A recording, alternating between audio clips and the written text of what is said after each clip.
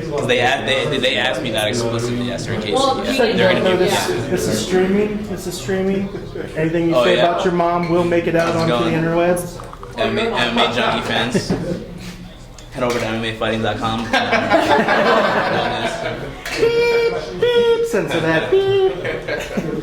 5-second delay. Somebody censor that.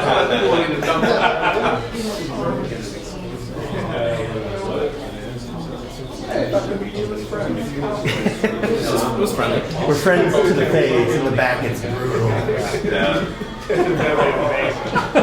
That would be great.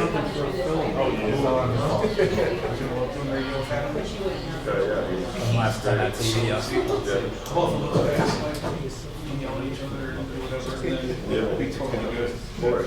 We got things. You don't have to talk. You know, you say it, it's just hey, I remember, I'm sure I had the same.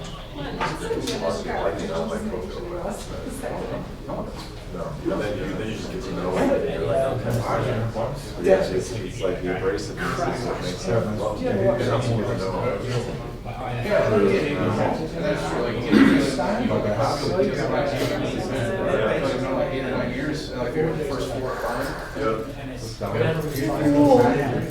That's also it's one of the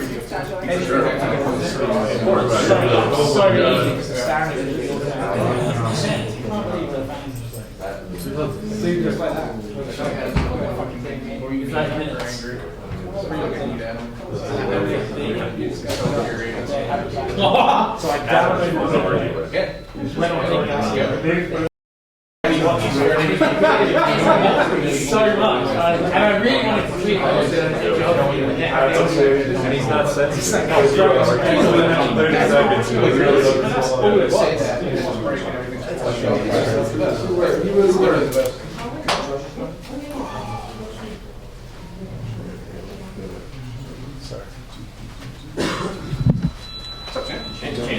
What's up, guys? What's up, man? Sorry I'm late. I got a wrestling tournament going on.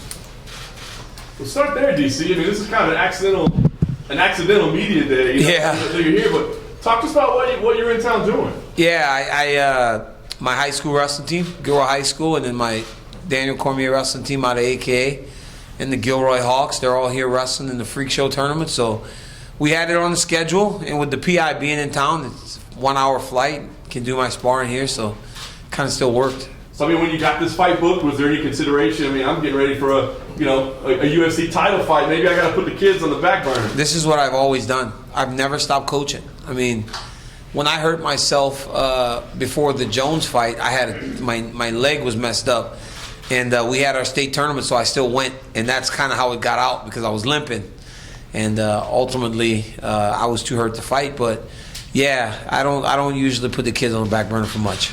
Nice. Well, let's start with the hand. That's the question I think everybody wants to know. Give us the update, the status of the hand. No, I feel great, man. I got an X-ray. My hand's not broken. As I said, felt like my finger was jammed. If you've had a jammed finger before, you know that sometimes it just takes you being man enough to push it down and crack it. And that's kind of where I am right now. I've been punching, I've been sparring for the last 2 weeks, and I feel great. I'm excited, ready to go. Is it affecting strength, or like grip strength, or anything like that at this point? You know, I thought it might, but no. I was able to grip and wrestle. The other day I wrestled with Deron Wynn, who's on the U.S. national team right now. And we went 5 6-minute rounds in a row, 1 minute break in between. And for me to be able to do that, let me know that I'm okay. Very nice. I want to ask you about your status in taking this fight. I mean, Derek kind of spelled it out. I think a lot of us felt the same way. You know you've got that big money Brock Lesnar fight out there on the horizon. Of course, the UFC needs you in this fight. But for you to take this fight, is it almost like saying, I know I can win this fight. I know I can beat this guy, because you wouldn't want to lose that big Brock payday. Well, I think I can beat everybody. Every time I fight, I try to go and win the fight. But you know, you guys know I do this on the other side of the camera too. So when I look at the matchup and everything, I think if I do the correct things, I can put myself on par with him in terms of cardio and conditioning. And honestly, when you watch me compete, that's generally what puts me over the top on a lot of guys. I mean, I'm not the biggest guy. I'm not the tallest. I'm not the most physically gifted guy. But when I'm in there, I work hard. And usually I work so hard that guys can't keep up. And when I watch Derek fight, I know he's got a ton of heart, but that only takes you so far. You need so much more, and I feel like I have that much more. You took the time to respond on social media yesterday saying, I am taking you seriously. Yeah. Don't worry about that. So did you watch his interview, or did you see the headlines? I didn't. I just got some tweets saying that he thought he can get me because I'm not taking him serious, but that's one mistake we don't make at the American Kickboxing Academy. Everybody is worthy. And where's the idea that this guy doesn't deserve a title shot? This guy's ranked number 2 in the world. He just beat the number 1 and 2 ranked guys in his last 2 fights and within, 3 months? I mean, he's won 9 out of his last 10 fights. This guy deserves to be in this position. But sometimes success leads to an obstacle that may be a little bit too big to conquer. And I think this is the one that he's going to struggle with. Well, last thing for me, I want to ask you about your interaction. Since this fight got announced, everybody's been going back to that press conference footage of you putting him on blast, saying he was getting you in the back. What happened that day? Tell us your idea fully. What happened in backstage that day? Do you think he was, trying to intimidate you a little bit or plant the seed for this fight? I think he was just being Derek Lewis. I don't think Derek Lewis really pays much attention to anything in regards to intimidation or any of that stuff. He's kind of who he is. We started talking. I've always kind of, as you guys all like him because of the way he is, we do too as fighters. So I've always kind of had that place inside of me that goes, well, this dude's not bad. He's an okay guy. But let me put things into perspective for you. I like Derek Lewis. I think I love Dan Henderson. And you saw what I did to him. So when Derek Lewis gets locked in that octagon, there is no friendship, there is no peace. I'm going to go and try to destroy him. He's a good fighter, but he's a self-proclaimed brawler. And that generally doesn't get it done against a level of fighter that I am. How did this fight come together, DC? Because you were kind of ready to wait almost for Brock, and that's obviously going to be a huge money fight for you. But this opportunity came along, and what kind of sealed the deal for you? When they called me and asked me to do the fight, I mean, I'm kind of a sucker for historics, right? So when they go, man, you're going to, they can go, Daniel, we're going to give you X amount of dollars, and I'll be like, wow, that's pretty good. But they go, Daniel, we're going to give you X amount of dollars to fight so-and-so at Madison Square Garden. Do you remember when Muhammad Ali fought at Madison Square Garden? And I'm like, oh, shit, he did, huh? Like Mike Tyson fought there, too. I'm like, oh, yeah, he did. I'm like, man, this place has hosted some of the greatest fights in history. Could you imagine your face on the side of the Garden? And I'm like, I could. It's like stuff like that, it's like that shit means something to me, and it's like they trick me like that sometimes. Like I'm like, yeah, I want to fight at the Garden, it's like this is a chance for you to fight at the Garden. I'm like, yeah, you know what, I'm gonna fight at the Garden.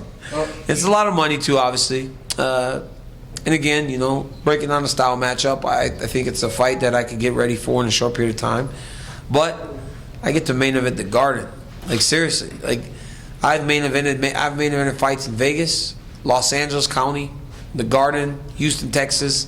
I mean, it's been everywhere now, so those things mean something to me. Is it risky, though? I mean, think about it. In one night, we know what's happening to the light heavyweight title, right? Like it or not, that's what's happening. In one night, you could lose the heavyweight title, you could lose that big money fight with Brock, and the light heavyweight title we know is disappearing as well. Not really, honestly, because if I lose to Derek, then who's to say I don't go, hey, I'm going to go defend my light heavyweight title. Now you can't take it. So, hey, maybe that adds a whole nother part to the equation. You can't take both of my belts if I lost that one, right? So do I really have all that much to lose if I have a second one? Look at it like that. So technically you're still the light heavyweight champion. I am the light heavyweight champion until those guys fight. So if the light heavyweight champion loses his heavyweight title and goes, wait, I'm willing to defend my belt. Now we have some conversations to have. Is there any anxiety about having one of them lost or taken away? There's anxiety every time I fight, but that doesn't matter. I mean, you got to remember, to think, oh man, it could all be gone in no time. Last July, I had 0. I lost. And then they said, here, you can have it back. So, I mean, really, I had none. I had no titles. So it's not like I have from 2009 to 2013, I had no UFC titles. Then for about a month in 2017, I had no UFC titles. So, I mean, not having a UFC title isn't new to me. It's just now I have them in abundance. I've got 2. Like 6, actually. I'm curious, we're talking about you being a sucker for big moments.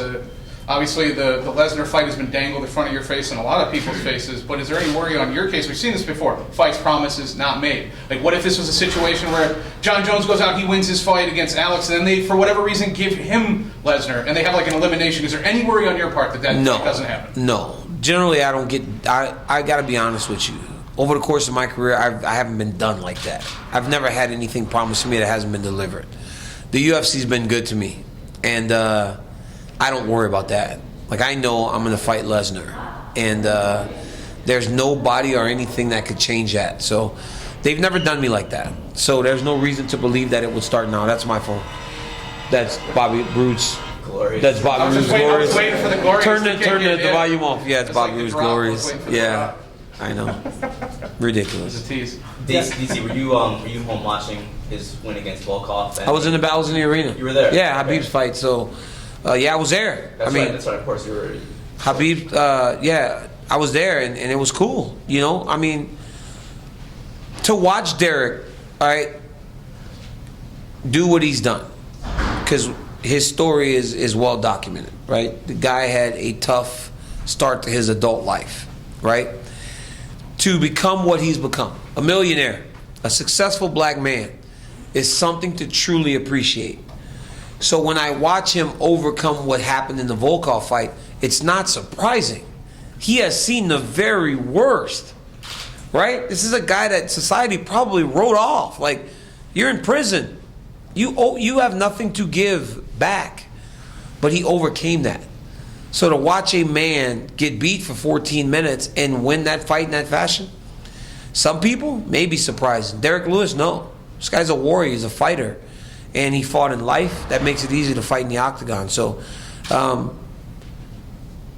it was very impressive, but not unexpected, because I respect what he's had to accomplish to get to where he is today. But again, I won't let him off the hook.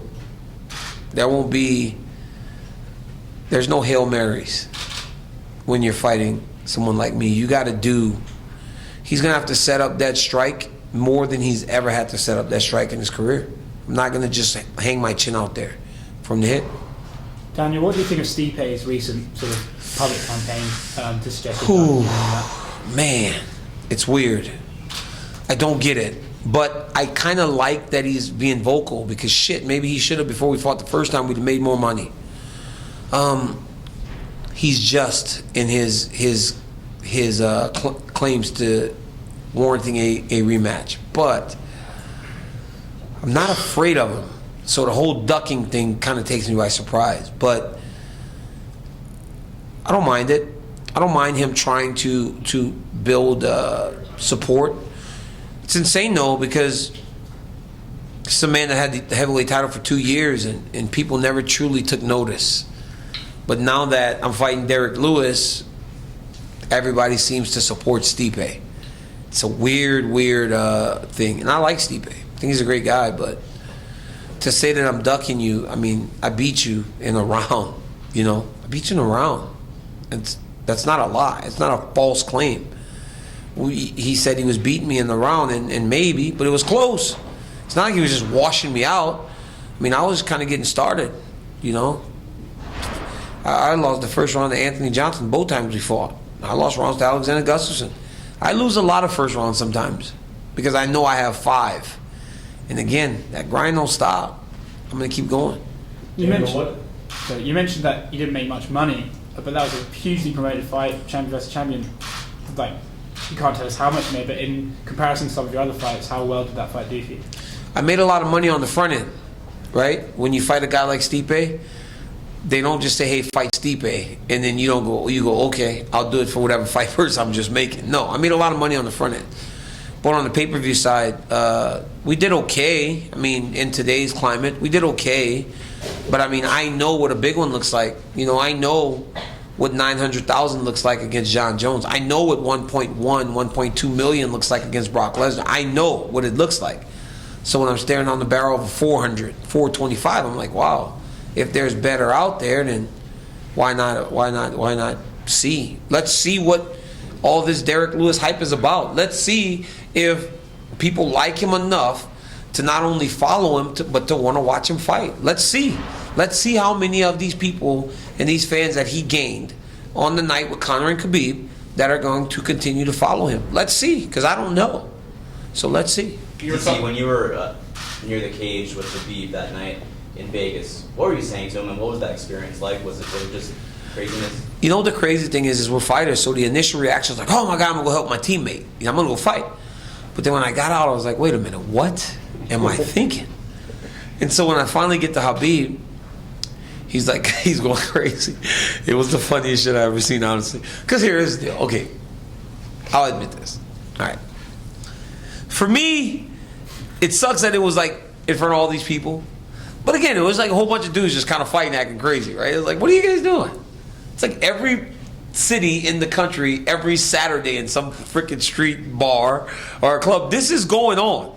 It just happened between a whole bunch of Russian guys and a whole bunch of Irish guys in front of millions of people. So for me, I had to kind of separate the idea that I was kind of laughing to like trying to go like, guys, we are probably in front of the biggest viewership we've ever had.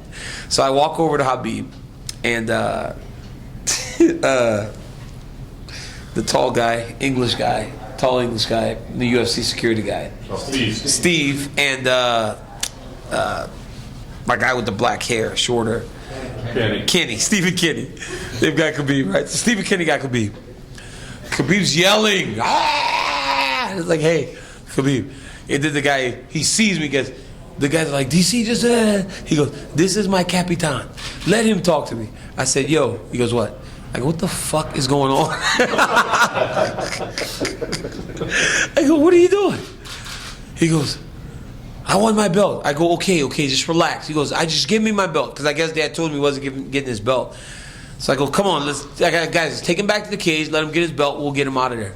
So then we get back to the cage, and Dana comes over, and I'm like, hey, just give him his belt.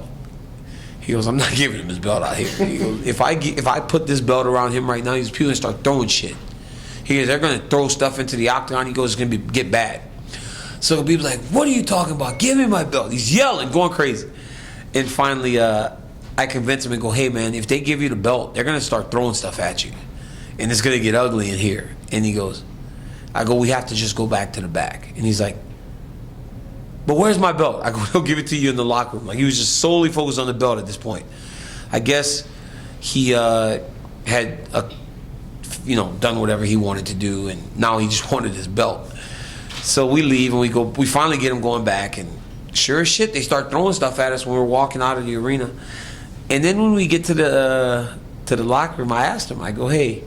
He goes, yeah. I go, so what was the desired outcome there? I go, did you want to step on his head? Like, what did you want to do? Like, what in your mind were you wanting to accomplish? Were you going to drop kick him, double foot kick him? Like, what were you doing? He goes, brother, I don't know. I lose my mind. I said, I know you did. Sorry. It was funny. I thought it was okay. I mean, it sucked. He's going to get fined, but, whatever. It is what it is. It happened. Were you surprised that it happened the way it did? Like, when Khabib went over the cage, like, Khabib real well. Were you surprised that he was capable of doing that after a fight? No, because one time I did him something and hurt his neck at practice, and they were about to kick my ass. Like, seriously, they all started standing up and they were kind of surrounding me. Ask Sean Bunch. Bunch came over. They was about to get you. I said, I think so. It's like, those guys don't play around, man. It's like, they got up. They actually got up and I was like, hey man, don't ever come in here and try to jump me. It's my gym, But they don't mess around, man. Khabib does not play around, and he is honestly the crown jewel of that circle. They love him, and rightfully so. We all do too. So when he felt that was happening and disrespectful, I mean, I just didn't know what was going to happen. But I know that during the build-up, he wasn't building a fight. He was just getting madder and madder and madder. And Conor's still just building a fight. So it just was kind of, they were on two different wavelengths. Is there a difference between what Khabib did and what the other guys who jumped in the cage at Conor did? Or is it all just the Conor? It's kind of all shit, but the reality is, like, the guy that punched Conor, that was bad, man. He shouldn't have been in there to do that. I can't condone that action. Conor hit Manop the guy that fights in the World Series fight? Is it still World Series fight? Yeah. PFL? He's going to fight in that tonight, I think. He got punched on the cage, and he had a black eye. He had a black eye. So he came to practice on Monday. I go, hey, he's what? What, brother, what? I said, Conor McGregor went upside your head, huh?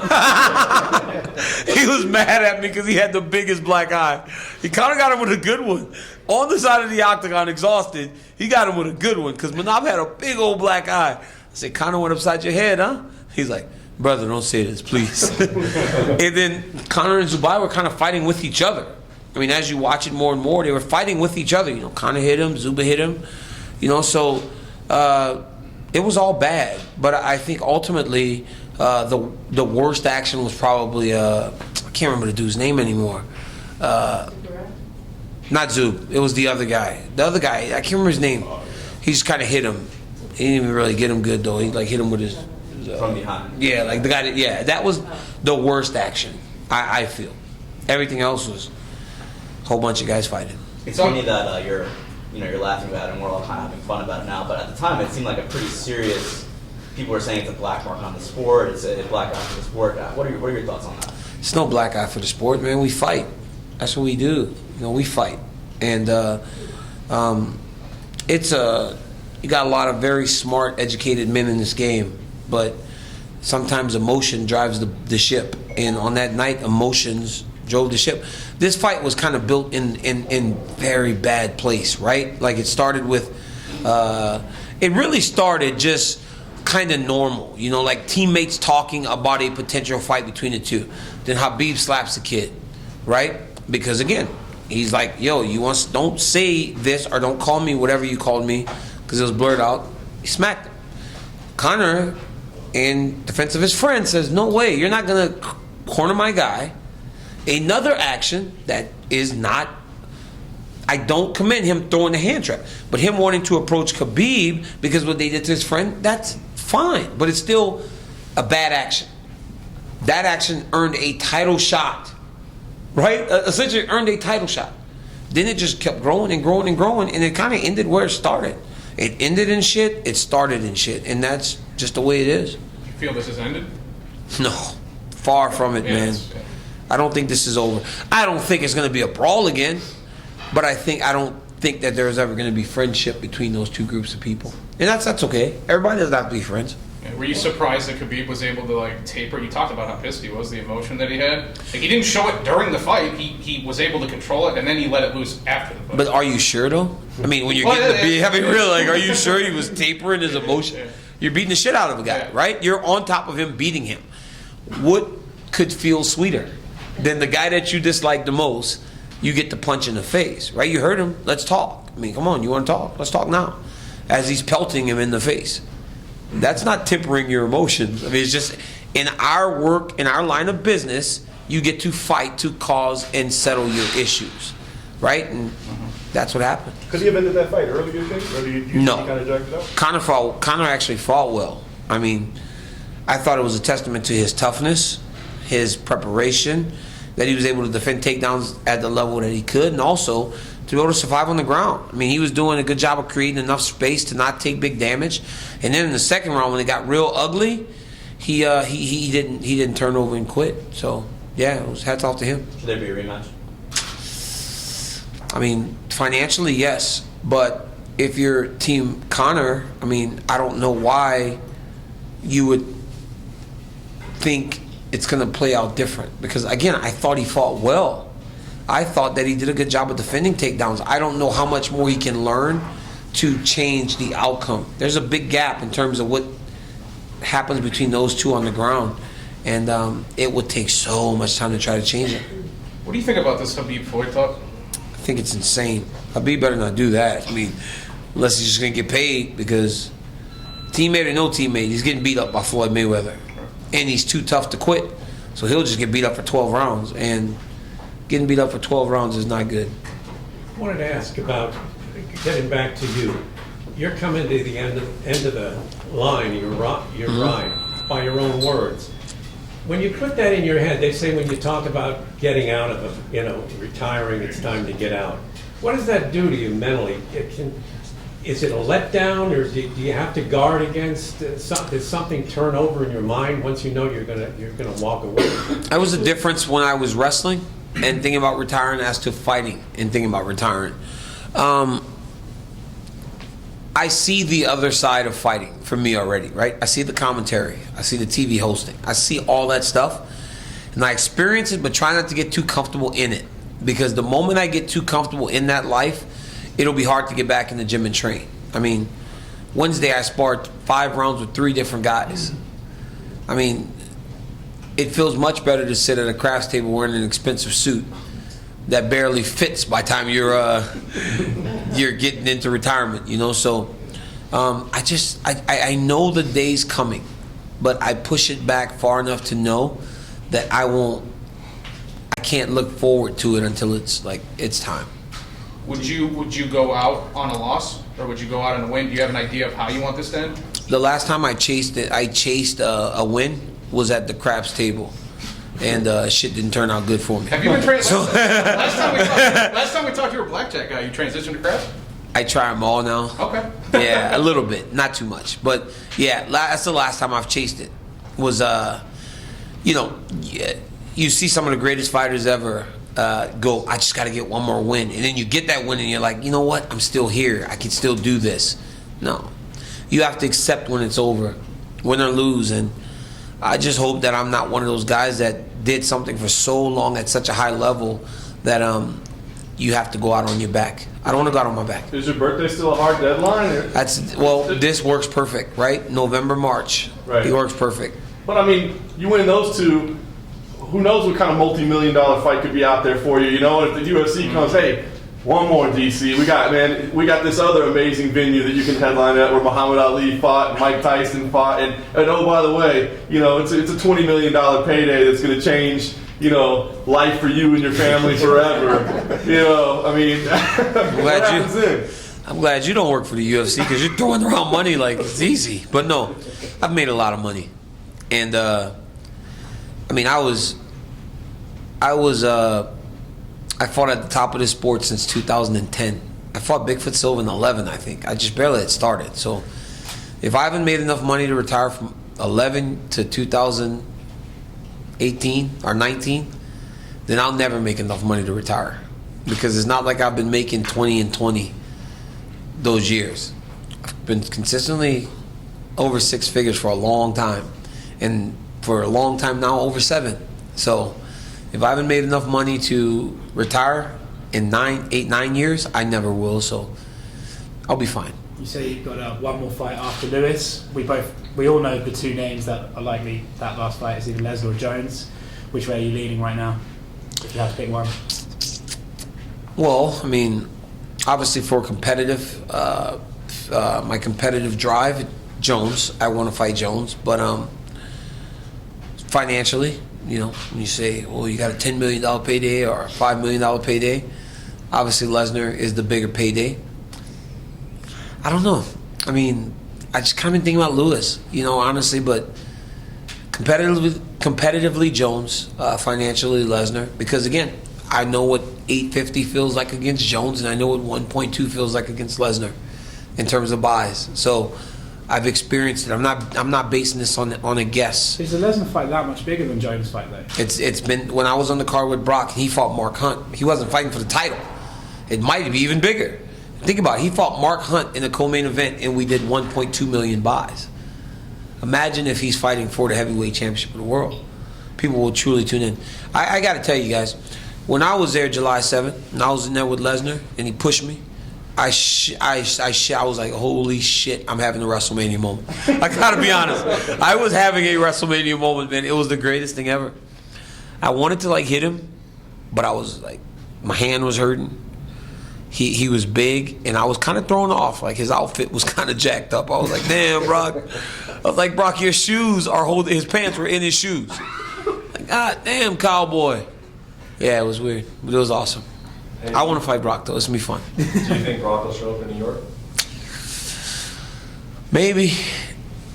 Brock kind of does whatever Brock wants, you know? Brock shows up in New York, then I'll try to like get him to come back into the octagon again. Have a Survivor Series moment.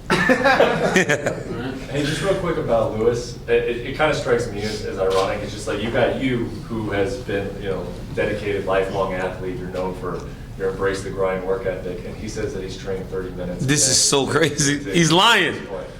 Derek Lewis is smart, man, because he's lying. He's not training 30 minutes a day. And when he goes to the fence and he's kind of like, I'm hurt so bad, I don't think he's hurt all that bad. Derek Lewis has been one of the greatest magicians the world has known for a long time, and we're just starting to catch up on his game. He doesn't train for 30 minutes. He worked out for you guys yesterday. It had to be more than 30 minutes, so he didn't work out for you guys. Holy shit, Derek Lewis might literally train 30 minutes. It's hard, though. It's different, though, right? It's like the complete opposite. You're right. My whole life has been spent in athletics and just truly, truly just grinding and working at everything to try to be the best, but some people just got it. Some people hit harder. So you're thinking of his post-fight speech after UFC 229? I didn't hear it because I was in there with Khabib, but I'm sure you saw that. I saw him in his underwear. I saw him in his underwear, and I was like, what is going on now? But I mean, he has the best. Where Ronda Rousey fine ass at. That was still my favorite. That's my favorite. Danny, you talked about the WrestleMania moment. How much have you thought about the possibility of showing up on WWE programming to promote this fight with Brock?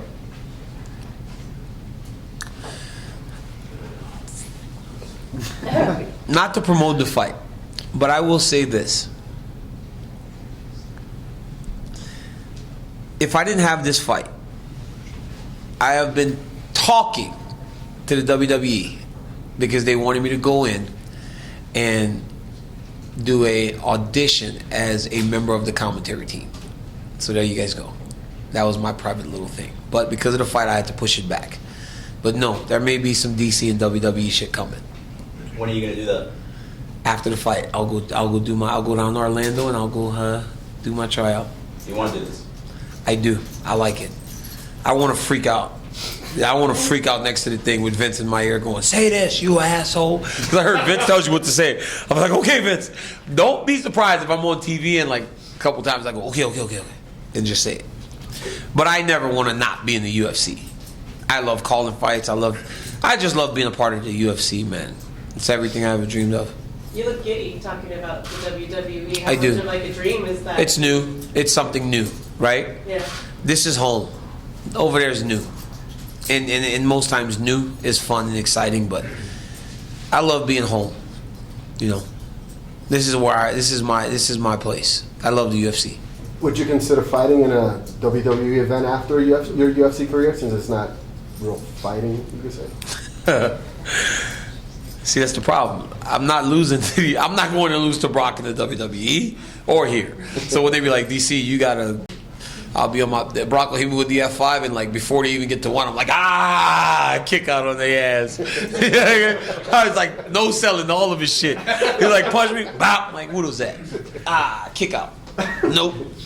I'm not getting pinned. Didn't you have a tryout with them years ago, like JR? Way back in 2004, yeah. But they told me that I should.